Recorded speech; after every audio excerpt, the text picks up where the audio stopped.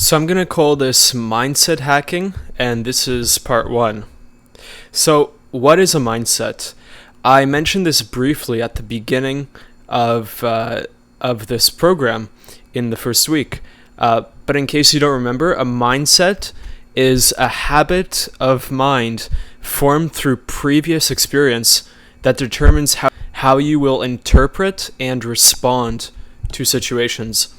Your mindsets are revealed through the words you choose, how you say them, and many other cues in your body language. See, most people who have shyness or social anxiety enter social situations with an unconscious belief that they're going to be rejected. So shyness and social anxiety are basically a fear of disapproval. You're afraid that someone will disapprove of you, not like you, they'll judge you as being not good enough in some way, and this causes you to feel these emotions that we call shyness and social anxiety. This belief, this assumption that other people won't like you, that other people will reject you. And from now on, I want you to look at your behavior through this filter. I want you to see how whenever you feel a lot of different negative emotions, the root cause of them is this mindset, that this unconscious belief that you think you might be rejected, that other people won't accept you as you are now. So let me explain this to you by basically breaking down a lot of different behaviors that people who have shyness or social anxiety have. So first of all, let's talk about shyness or quietness. Let's talk about basically the behavior of not being able to speak up loudly, of maybe not making eye contact with people, not talking that much. You know, why do people act shy or quiet? Well, I mean, being introverted, that's one thing, right? Some people are just a lot more talkative than others. I know myself, in some situations I'm very talkative. In other situations, I might like to listen more. If you're introverted, it doesn't mean that you have to be talking all the time, but shyness is different than introversion. Introversion is more like a preference. You prefer to sometimes listen, but you're not afraid of speaking up. You're not afraid of being heard when you have something to say. Shyness, on the other hand, it's basically a fear. It's more like a fear of judgment. And the reason why you don't speak up, you want to say something, but you don't speak up because you're afraid of possible judgment, possible disapproval of what people will think. So when I say quietness, I'm not talking about introversion. I'm talking about this deep-seated fear.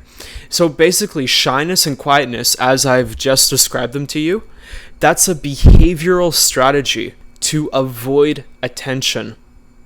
See, your mind does these behaviors unconsciously to avoid attention, because your mind unconsciously thinks that any attention is probably going to lead to you being rejected. If people start to pay attention to you, they probably won't like you, and they probably won't accept you. That's where that fear comes from, right? And I know this is not something that you're thinking consciously, right? This is not a thought that you probably hear going on in your head when you're talking to yourself, but it's an unconscious belief that reveals itself through your behavior. Let me give you another example. How about emotions like anxiety and nervousness? This is almost like an automatic reaction that you might have in some situations. When it comes to something like anxiety or feeling nervous, there is like a mental part to it, but there's also physical symptoms. So you might feel your heart beating faster. You might start to feel yourself sweating more. You may even feel yourself maybe shaking a bit if you have to go into a very uncomfortable situation like public speaking. So why do people who have social anxiety feel emotions like anxiety and nervousness? Well, these uncomfortable emotions usually arise when you expect that you are likely to be rejected, when you think that someone else might judge you and probably reject you. Think about the situations where most people feel some anxiety. It's in situations like, job interviews where the interviewer is judging the person being interviewed. So the person being interviewed feels like it's almost like they have to perform to get that person's acceptance, which is why even people who don't have social anxiety often feel nervous before a job interview.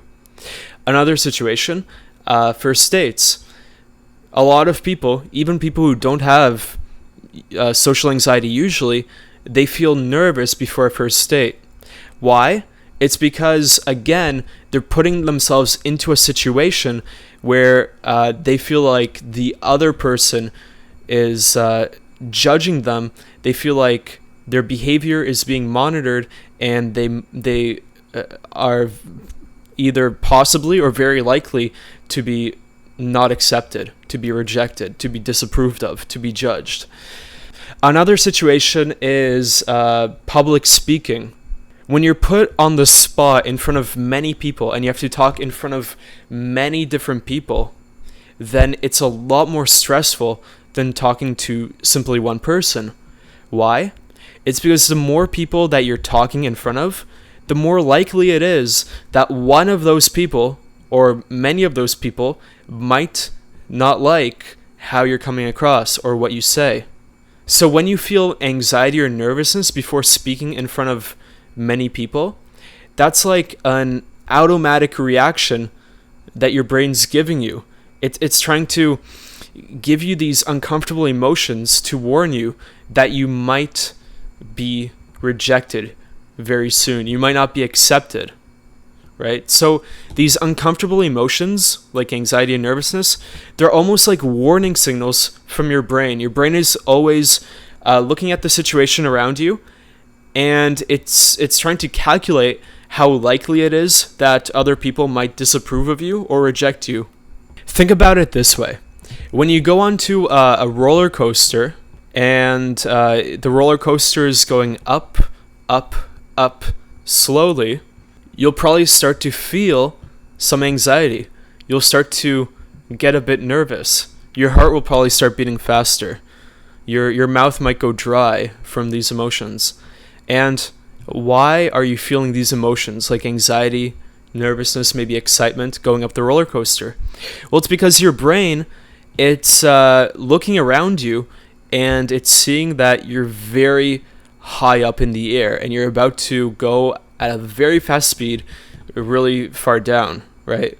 So a certain part of your brain, it's looking at this situation and it's saying that there is a certain type of danger in this situation, right? If there was no danger, if you were on like a carousel which was going around very slowly, you wouldn't be feeling the anxiety, right? Your brain wouldn't be trying to predict the danger.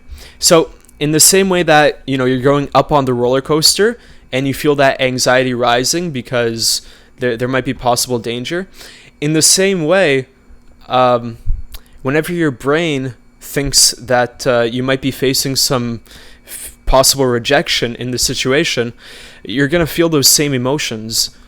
See, what scientists at UCLA have discovered is that rejection activates the same part of the brain that physical pain does.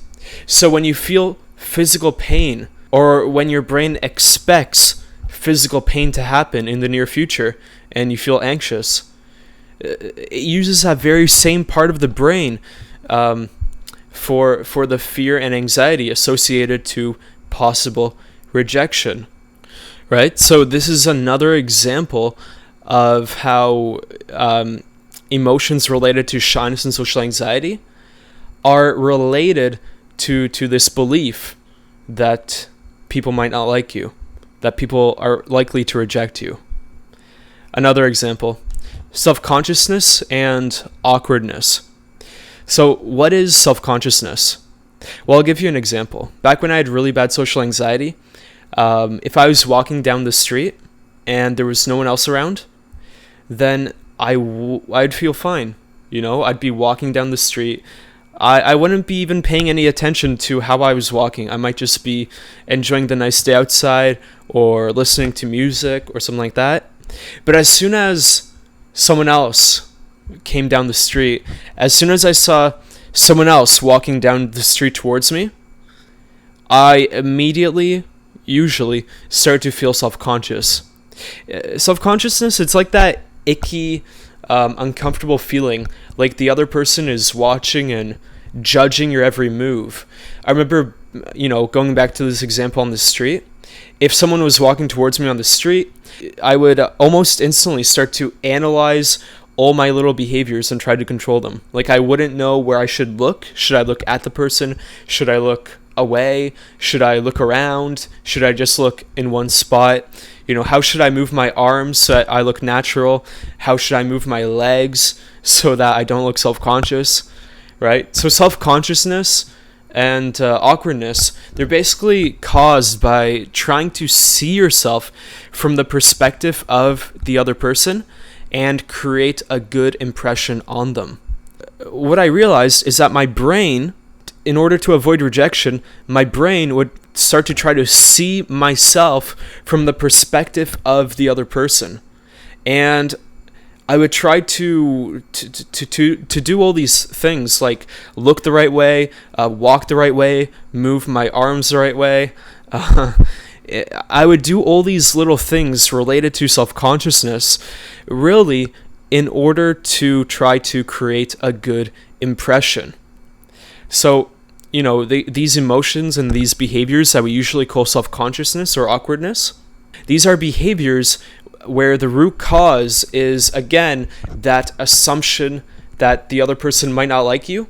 So you have to control how they see you in order to avoid the rejection, in order to possibly get their acceptance. Another example, isolation. A lot of people who have more extreme shyness or social anxiety, they feel isolated. They feel as if other people don't really know them that well.